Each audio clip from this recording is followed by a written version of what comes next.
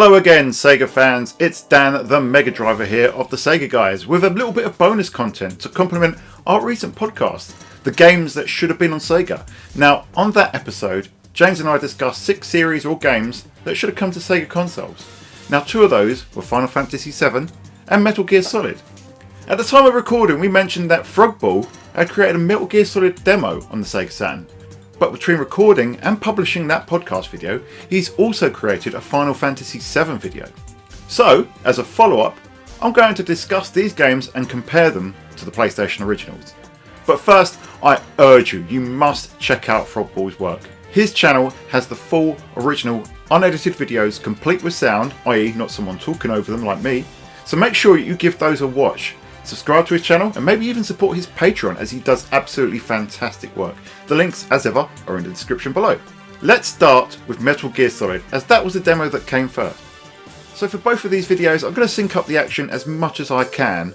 A little bit easier in Final Fantasy VII's case, but for Metal Gear Solid, there's quite a lot of differences in the action, as you'll see. But here we can see that the logos and the menus all link up.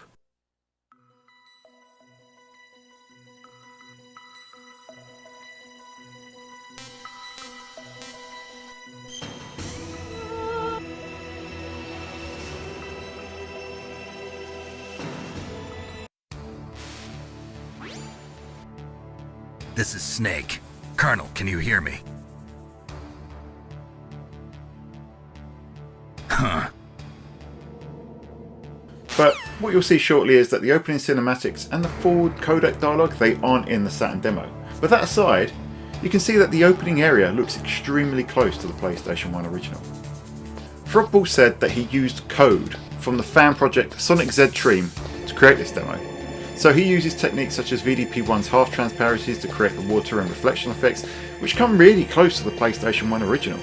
The demo definitely has a very Sega Saturn look to it in terms of the textures and the polygons, and it really gives you an insight into what a Sega Saturn port may have looked like if Konami had decided to port it to the console, much like rumours actually suggested might happen with conversations between Sega and Konami back in 1998. Now, there's no enemies in this original demo, and Frogbull said that a full port would be an enormous undertaking, but he did share an update later on with the VR sections, which does have enemies in them. So he's given us reasons to dream.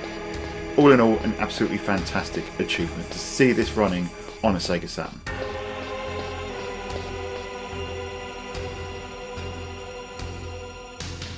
Now, this was a lovely festive surprise when it was released on December the 19th.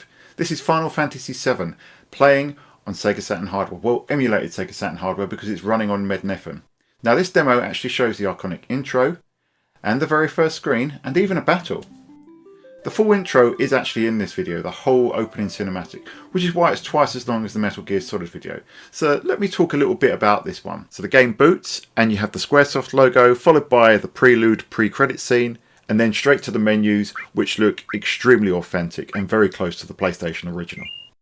The intro is encoded in Cinepack, and as you can see, it actually almost runs in full screen, which is absolutely incredible when you consider what FMV looked like in the Sega Saturn back in its heyday.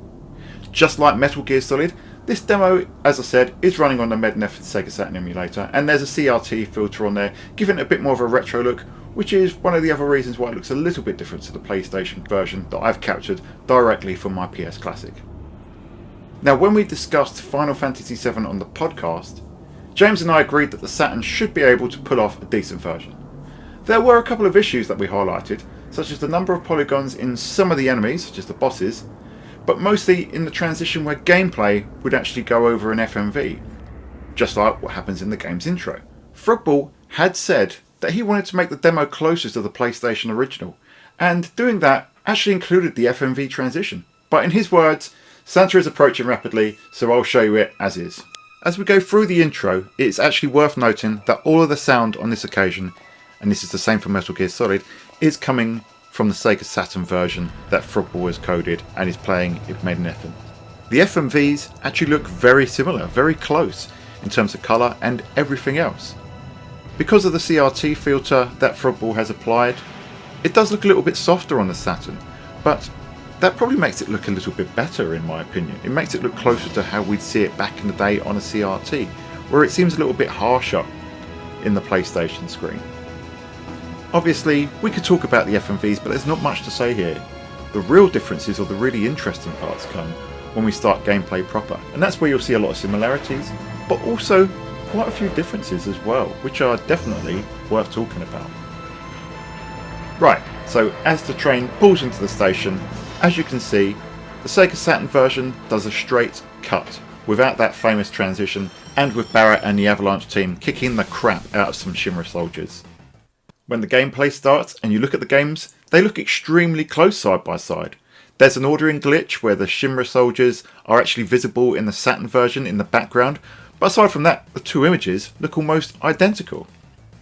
Now you will see that there is a huge amount of loading both from the train transition and the battle in a sec. This, Frogbull has attributed to coding the music in PCM rather than MIDI, so it seems like the loading is a symptom of storing the music in that sort of file type. Frogbull went on to say that because the CD read speeds of both the Saturn and the PlayStation are the same, then the loading times should be the same as well. So you imagine that if the music was stored in a different format, the load times would be very comparable.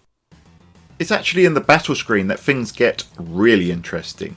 Now the character models and the backgrounds have been provided by the Final Fantasy VII community, and they look really close.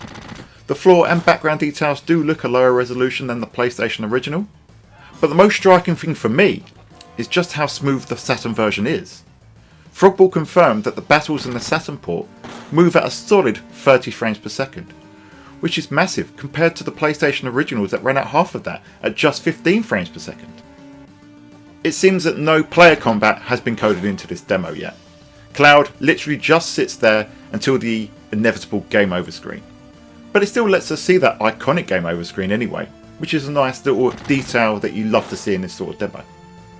The perspective of the battle does look a little bit different. Cloud seems to be in a slightly different position, but it still looks incredibly close. And to be honest, I really like the fact that you can identify that this is a Sega Saturn version of the game, from the resolution and the way that things are textured, all the way to the explosions where Cloud is getting hit by the Shinra soldiers' fire.